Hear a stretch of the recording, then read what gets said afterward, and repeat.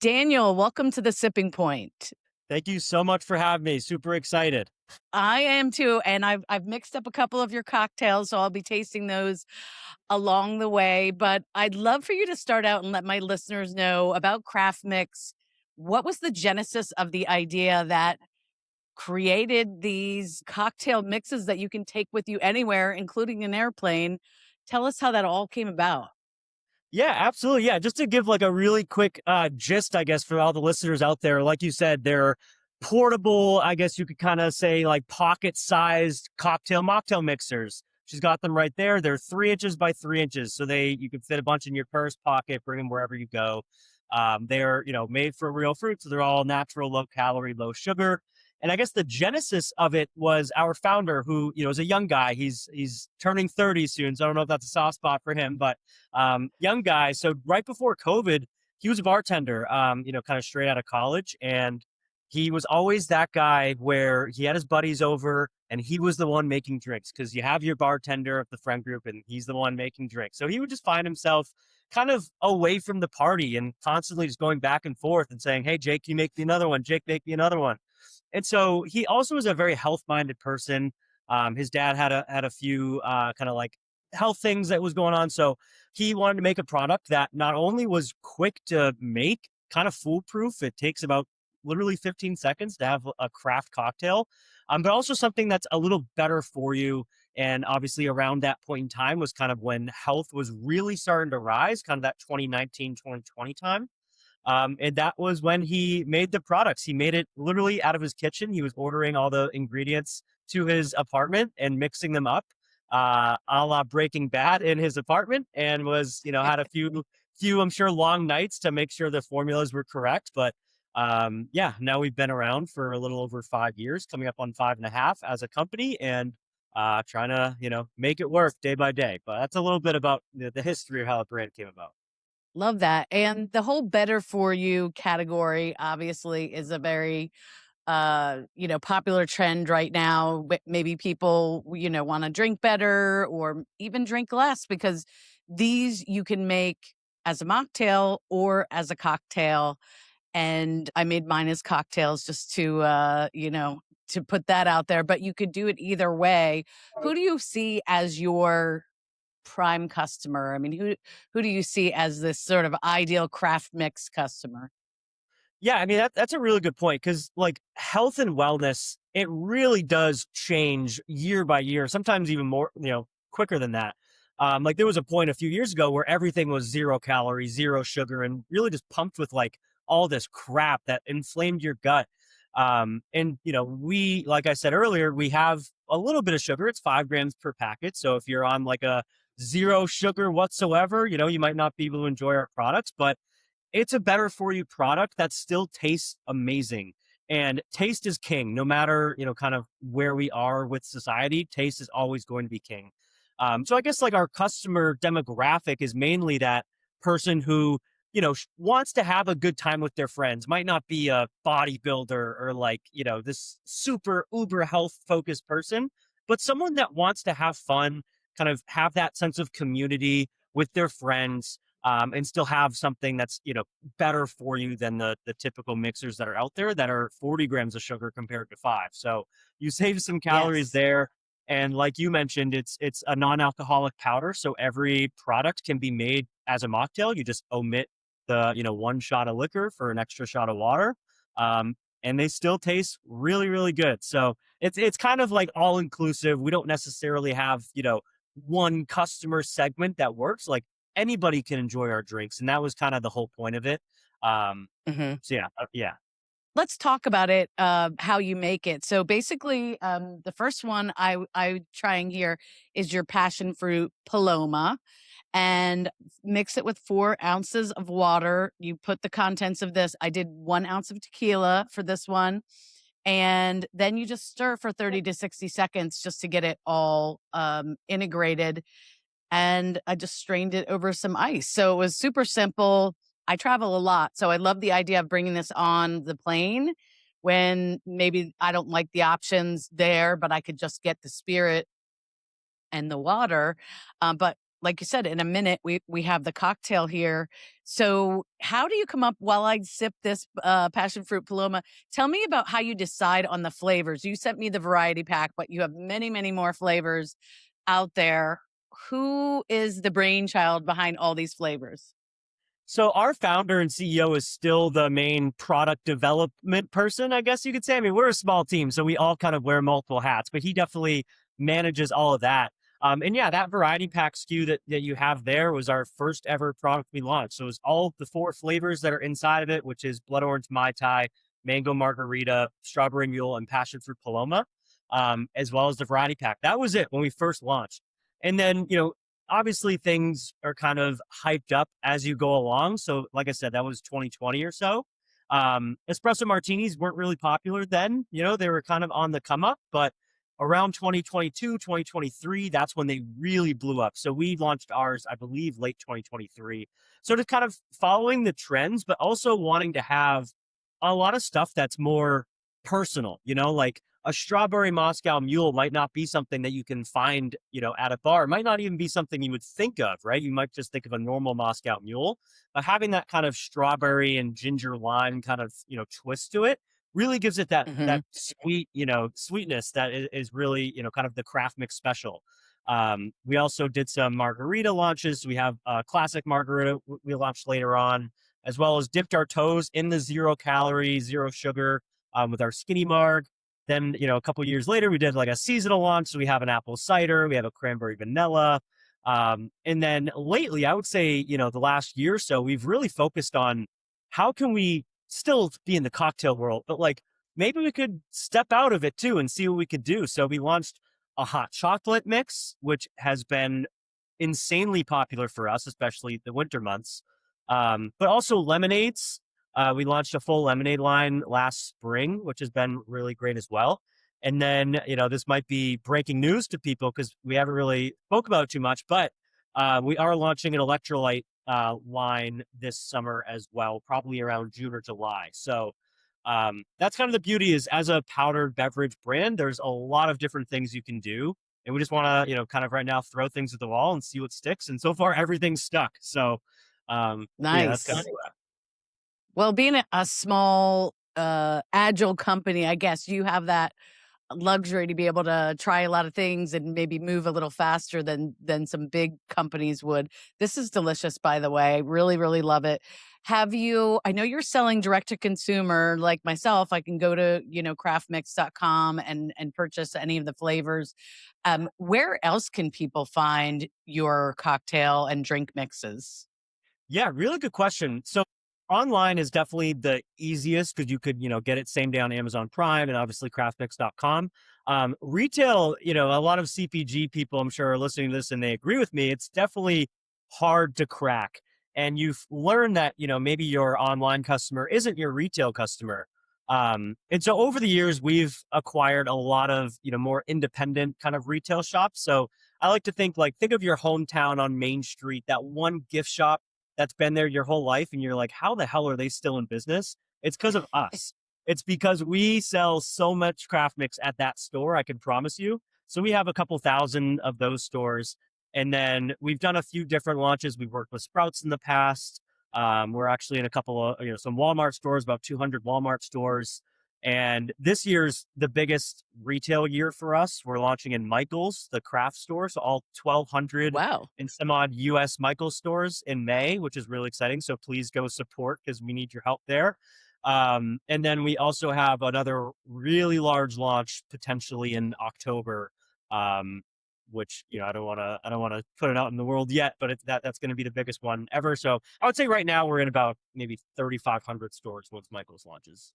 Excellent. And what do you think surprised you the most about your consumer, your loyal fans, the people that are just diehard craft mix fans? Is there anything that surprised you about, how they interact with the brand or what they love so much about it? Yeah, we've done it so differently, I think, than most other like food and beverage companies. We have a really large crowd on social media. We have over a 500,000 followers between Instagram and TikTok. I give full sponsorship and ownership to Sarah and Tessa over there on our social media team. But yeah, check us out at Craftmix on both of those platforms.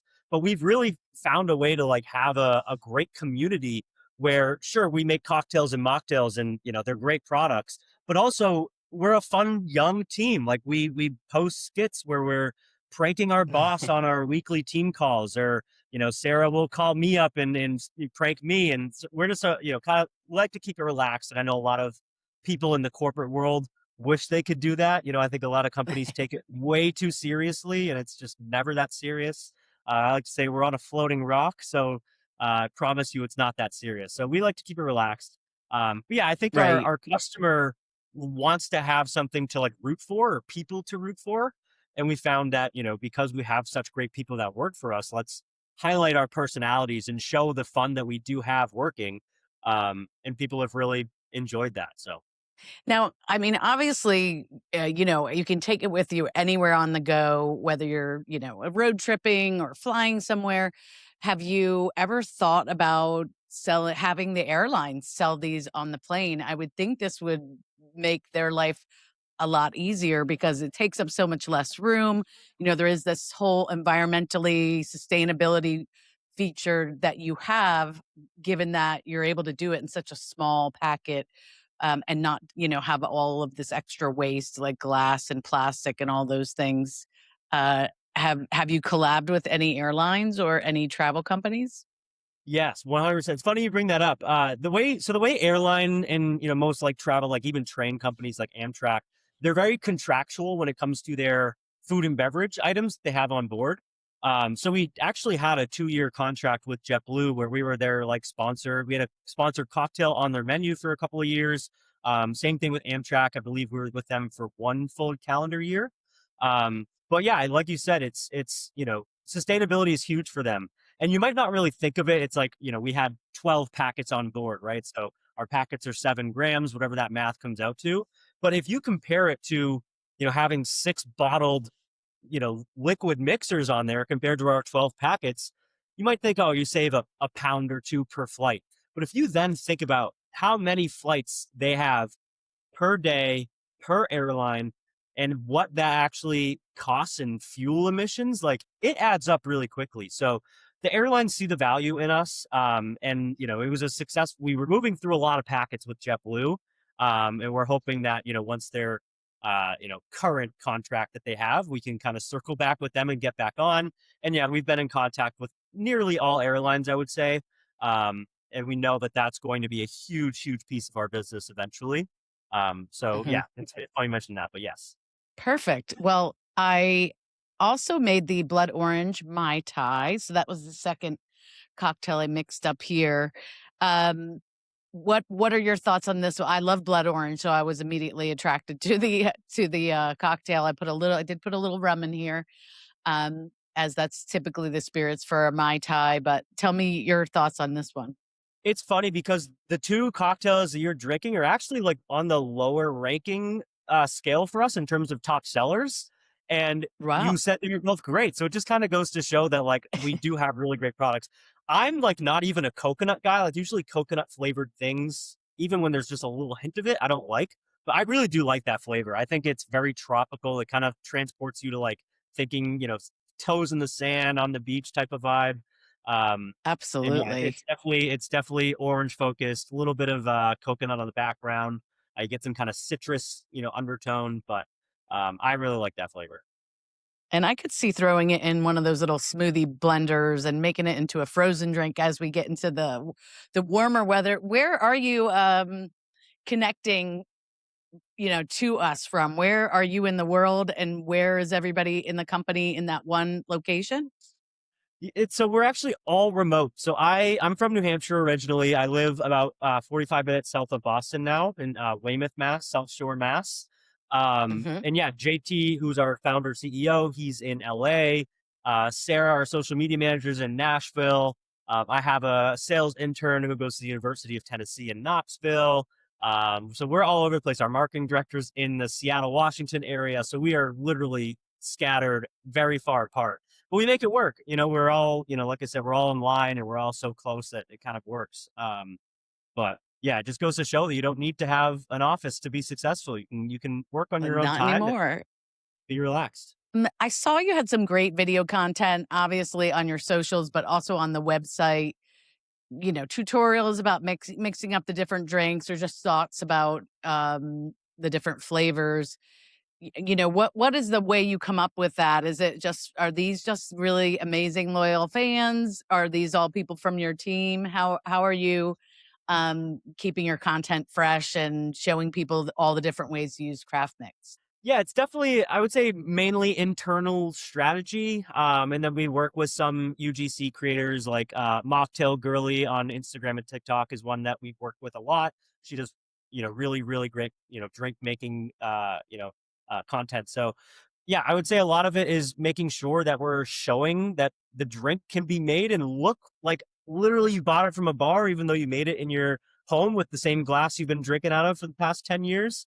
But yeah, all the strategy is pretty much internal, and then we kind of outsource based on, whether we're doing an outdoor shoot or an indoor shoot, or, whether we want more, lifestyle content or more just like quick, a gif of just showing the steps. We have different people that we've been working with for a while. You'll notice that we're a big people team. Like we use the same outsourced kind of teams. Once we find someone that we like, we really stay with them for the long haul. So Nice. And are you out there at events around the country? Do you sponsor any, festivals or events where people can sort of any activations they can interact with you?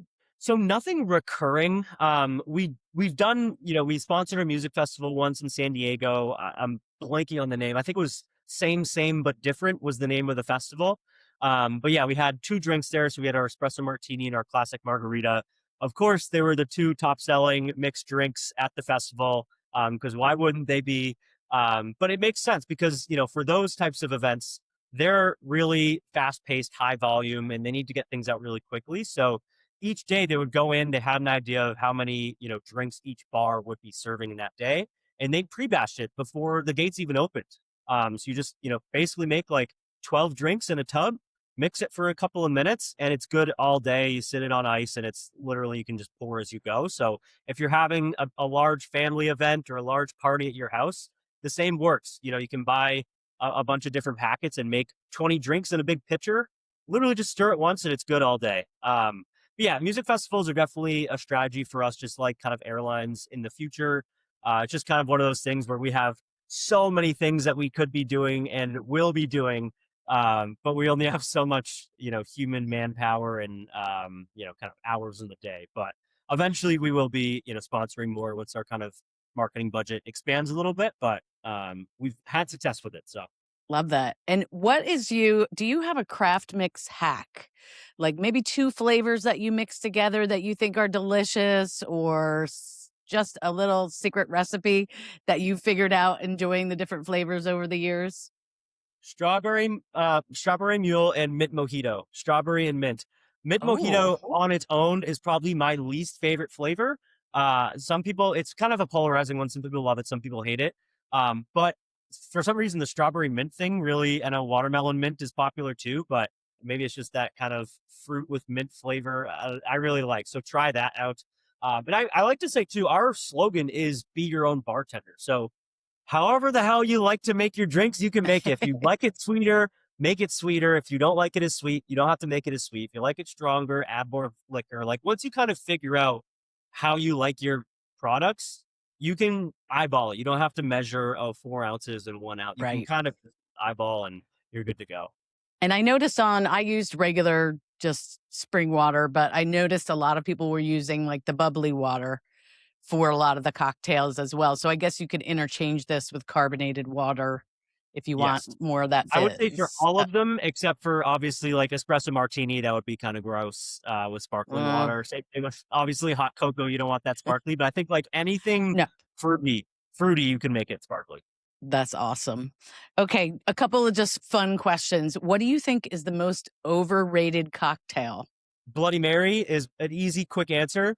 Uh, I have never liked Bloody Marys. I don't like tomato juice. I don't like V8. I think I had Ah, a little experience when I was like a kid with V8 where someone, gave it to me. I didn't know what it was. I took a big gulp and I was like, oh, this is awful. And I just haven't tried it ever since. And I'm saying that when we're even launching a Bloody Mary, like I think it might already be live on our website, but like within, the next couple of weeks, it will be live. And I, okay.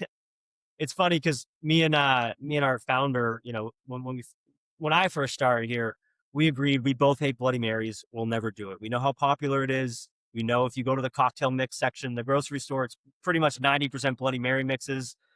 And here we are. We folded and we made one. But yeah, It is popular for a reason, but it's one of those things that I guess either you love it or you hate it.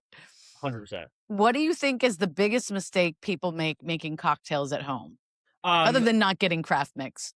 Yeah, well, that for sure. Yeah, I would say like the biggest mistake is you thinking that it's going to be a repeat thing in your household where you're buying all of these ginormous bulk ingredients where it's like 40 servings of this mixer, or you're getting something like a bottle of bitters that's like 80 servings, and it's just kind of taking up space in your fridge, and you have it maybe once or twice, and you realize I don't need to have it anymore. You go back to your kind of seltzer or your other drink that you might normally be drinking. Mhm. And then I think with us, the biggest, really the only negative comments we get um on our like reviews or whatever, it's people who you can tell are making the drink just wildly incorrectly, either like doing 3 shots of liquor to 1 shot of water, and then they say, "Oh, this doesn't taste good." It's like, "Well, how did you make it?" And they say, "Oh, that's how I made it." And he's like, "Okay, well, that's why it doesn't taste good." Okay, like so, I Right. would say, following the directions is probably the biggest, mistake that people make, but that probably happens a lot. So, Yeah.